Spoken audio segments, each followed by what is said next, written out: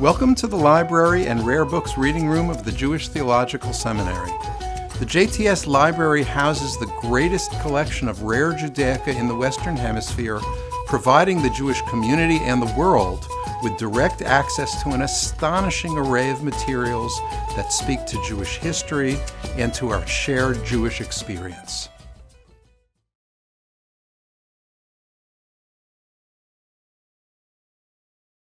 Hi, welcome. Bruchim Habaim. I'm Dr. Marcus Mordecai Schwartz. I'm the Special Collections Librarian here at the Jewish Theological Seminary, and I'm really excited to share some items from our exhibit, Seeing the Unseeable, Kabbalistic Imagery from the Library of the Jewish Theological Seminary with you today. We're able to show items from our collection, which we don't show very often.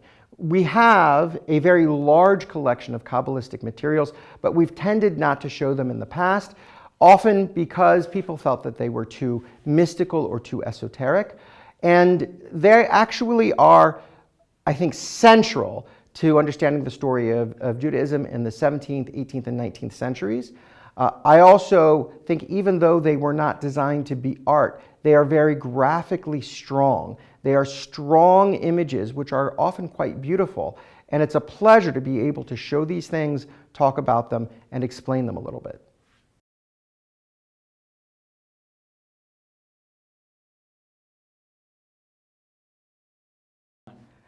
This book, Chokhmat Shlomo, is a very unusual book. It is a depiction of 100 demonic kings that the practitioner can convoke and control in order to gain magical advantage, money, power, attraction, all of the things that people who use magic are trying to gain. Healing as well.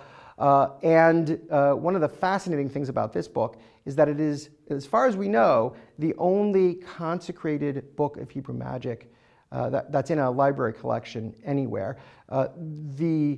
The instructions in Chokhmat Shlomo, in the printed editions, in other manuscripts of Chokhmat Shlomo, are there that tell you how to make such a book, but this is the only one that we know of that was actually made and seems to have been used in actual practice to call forth demons in order to gain those kinds of magical powers. So we're very interested, proud to show this unique and special book. It's actually fascinating that Alexander Marks, our first librarian here in the library, actually thought that this book was a hoax because he couldn't believe that pious Jews would actually make such a book, that this was designed as a parody. But it is clearly not a parody because such expensive materials were used. It is a book that was made for magical practice. I'm very pleased that you've joined me today to talk about these items a little bit. They're fantastic items, and I hope you will look at the other videos in this series and see other items from our exhibit on visual Kabbalah, Seeing the Unseeable.